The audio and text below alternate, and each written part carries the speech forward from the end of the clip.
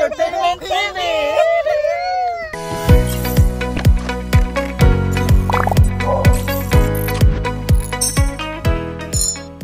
Hi guys! Welcome po sa ating vlog. For today's vlog, maliligo po kami sa dagat. So, tingnan po natin ang weather outside. It's so hot now in UAE. See? Swimming kami ngayon at naluto na ang ating palabok. Tsaka si Mamo. Yan po si Mamo guys. Nagluluto po siya ng special na palabok. Ayan. Dito tayo ngayon sa loob. Andito po yung mga guests natin, no? Mga to. So ayan guys, ang ating sauce ng palabok. Luto na. Ayan. Lalagay na po natin yung sabaw ng nilagang hipon. Kasi sayang. Sige ba? Oo, mas masarap man. Ayan. Tsaka si chef at tsaka yung assistant nandito. Yes. Lagay mo lang mamasitas yung pampakulay. Tapos ilalagay na po yung noodles na nilaga ni Mamo. Ayan na po, ayan, ilalagay dyan. Bali maliligo po kami mamayang hapon.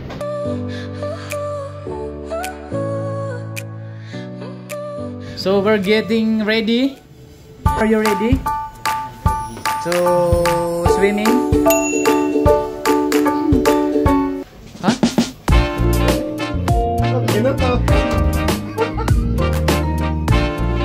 So hindi po talaga namin maiwasan guys na hindi magsaya ngayong araw kasi ngayon po ay Saturday bonding namin. Tinamad po kami maglaga ng itlog kaya.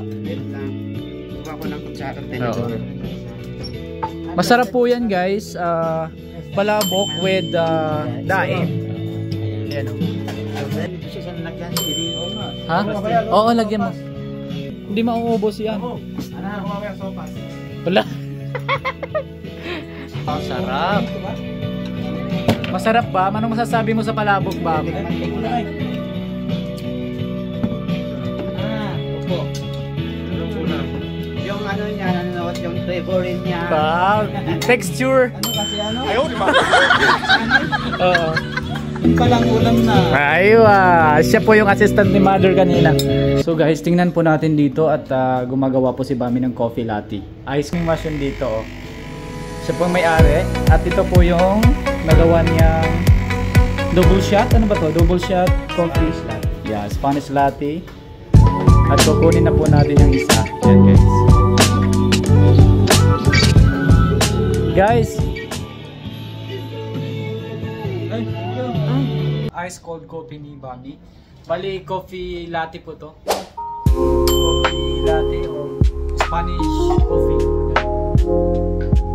Dahil po ang trabaho namin dito ay mga coffee maker po kami, so na-adapt na po namin yung mga ganitong mga gawain, mga ganitong paggagawang coffee, so try natin.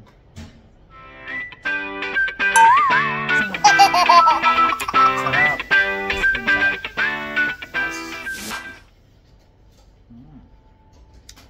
Sakto lang siya, hindi siya yung sobra. Ha? Tama lang siya. So, syempre, ilalagyan ng condense. Ha? Yan. Nilalagyan talaga yan ng condense guys pagka Spanish coffee. Dadalhin po talaga namin dito sa dagat.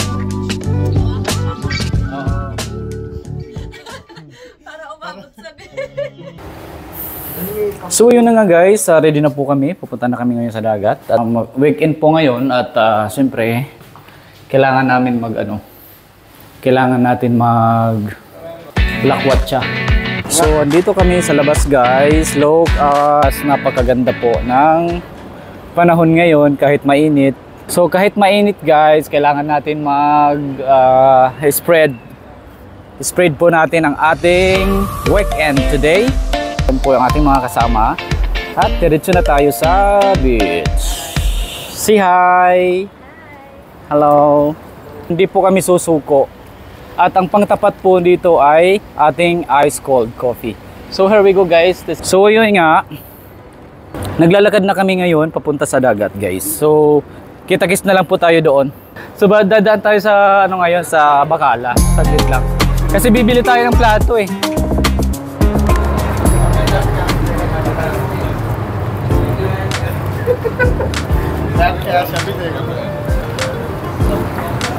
So ang bagal po ng ating ano guys, so layo-layo ko na yung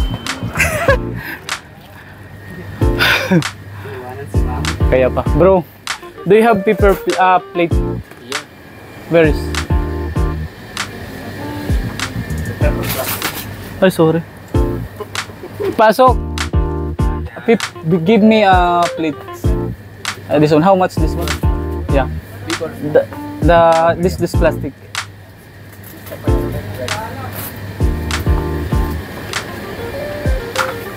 Yeah, this one. How much this one?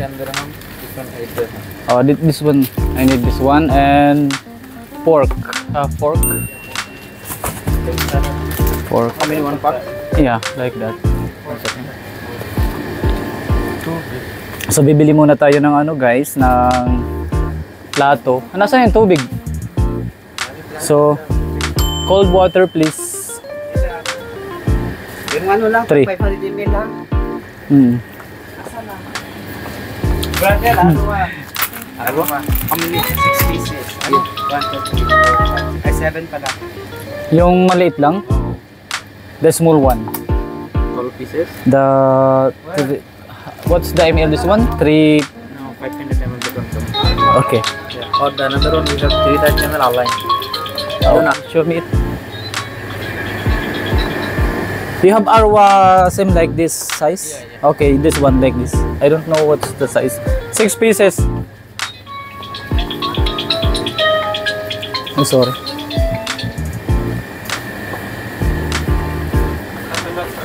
Nasaan yung vlogger natin?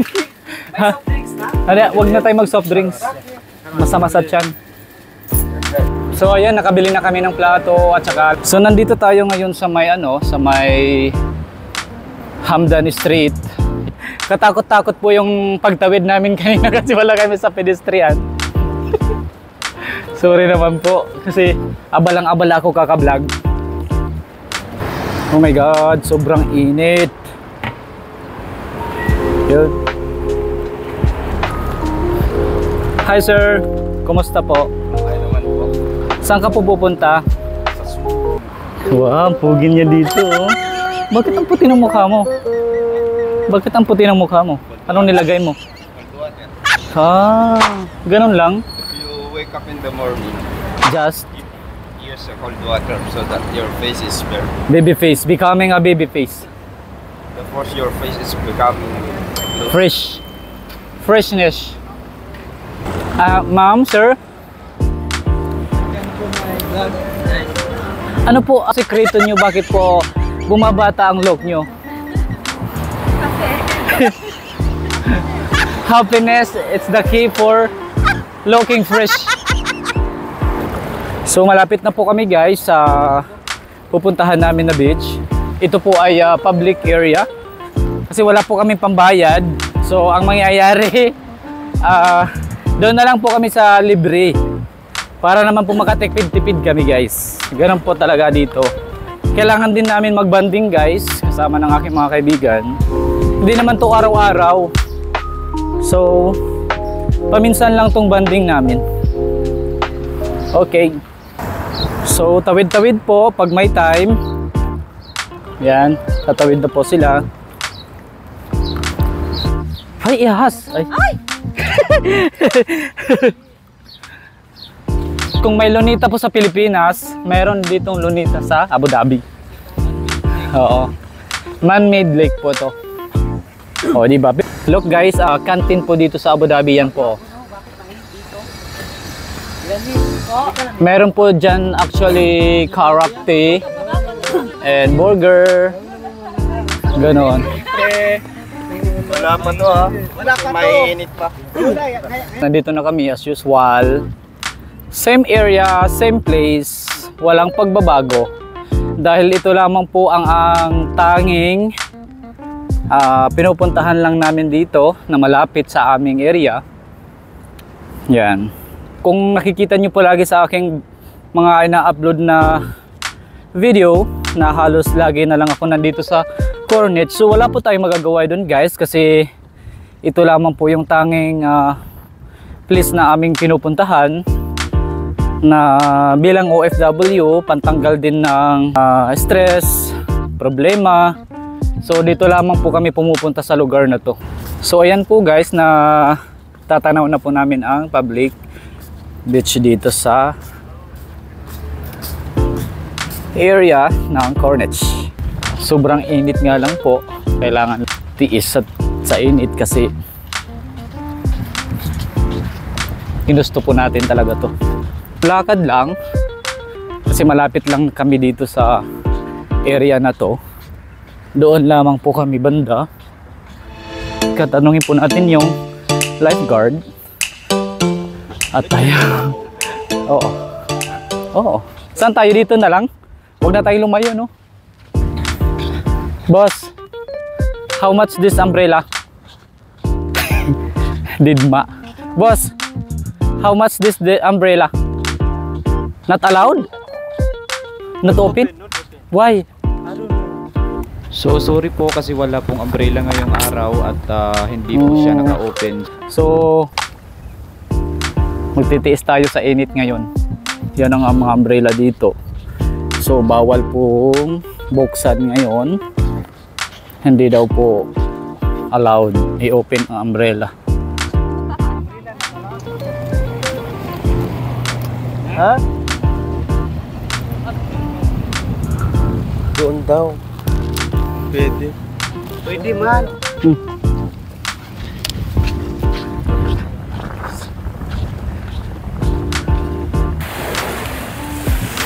So ayan, magtitiis po kami sa init ngayon. So kahit dito sa vlog guys, hindi po talaga ako pwedeng hindi magsombrero. Hi, say hi. Yan po yung aking mga kasama guys. Yan. Hello! Nasa dagat po kami. Oo. Dito kayo lahat para maano kayo. Kasama. Gaganon tayo kasi ilalagay ko sa thumbnail. Welcome to JT Entertainment TV! Masaya po kami dahil natuloy na po ang aming pag-swimming. Kahit po guys mainit ang panahon, nilusog pa rin po talaga namin. Pero ang tubig naman is ano siya, lamig, hindi siya mainit. Kahit mainit po ang panahon, yan. Ang dagat po ay hindi siya mainit, malamig po.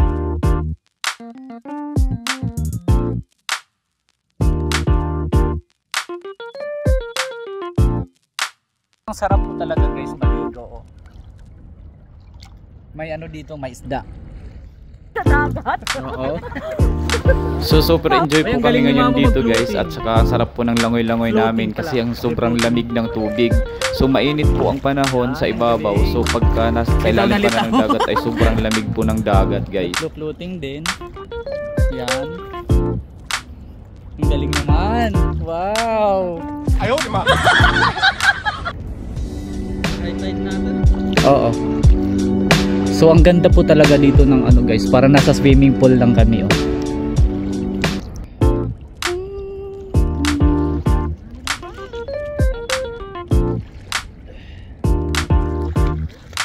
So guys, nakaka-overwhelm po yung view dito sa Corniche guys. Ito po ay public area po ng beach dito sa Abu Dhabi guys. So napakaganda po.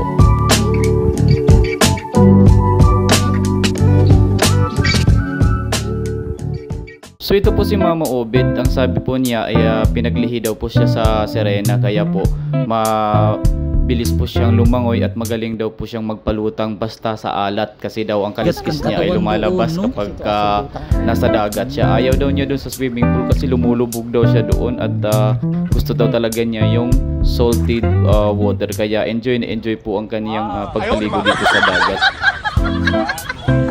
So mag-i-enjoy po talaga kayo pagka nandito kayo sa UAE. So beautiful beach, mababait na mga tao dito, mga friendly.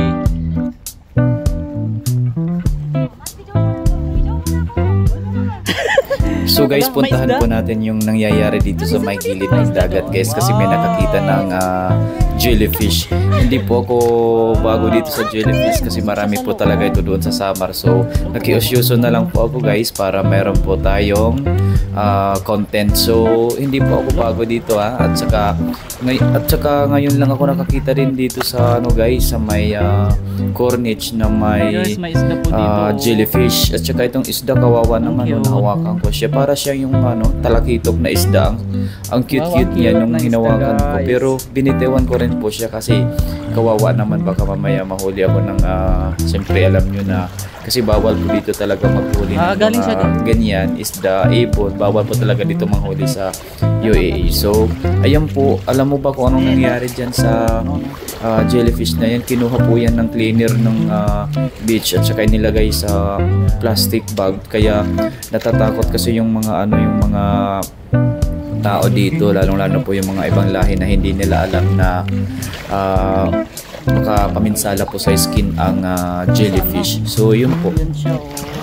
So ayan na nga po guys, ang isda, binitawan ko na siya at naglalangoy-langoy na siya. Gusto niyang lumayo sa akin kasi takot na takot siya. O tingnan mo, tapos sinusundan ko pa rin siya kasi hindi ko alam kung saan siya pupunta. Nandun siya sa loob kanina ng jellyfish, nagtatago siya dun sa loob, kaya namin siya nakita.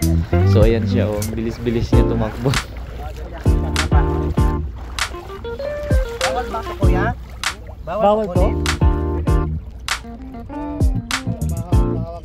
Fish, may starfish po. Yan, wow. Picture with the star. So let's eat guys. Now we are having a merienda.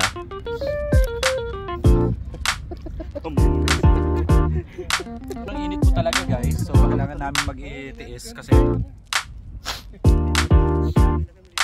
ganito po ang temperature ngayon. So ang daming nangyayari kanina, nakakita kami ng jellyfish, isda,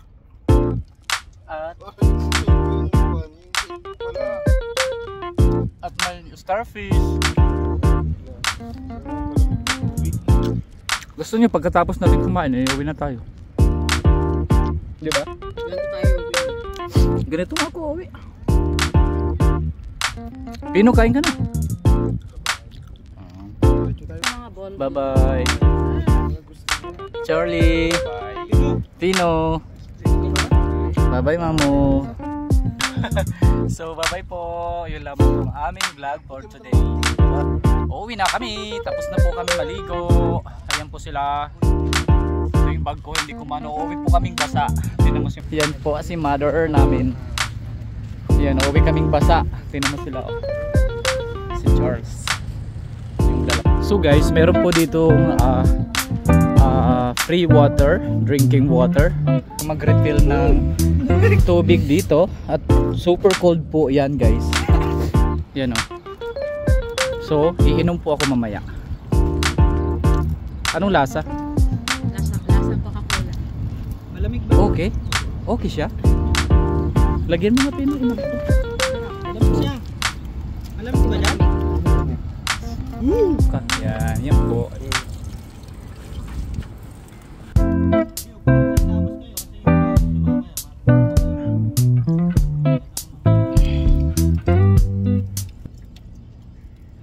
Sarap.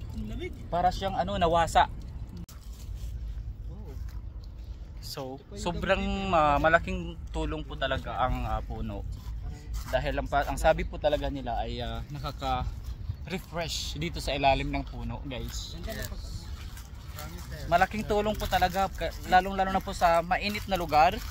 Tapos may puno ka, doon mo mararamdaman kung gaano ka-importante ang puno. Kaya po mahalaga ang puno dito sa UAE. Dito sa UAE mahalaga po sa mga lokal. Yan ganito po ang gawain ng mga OFW guys. Diba?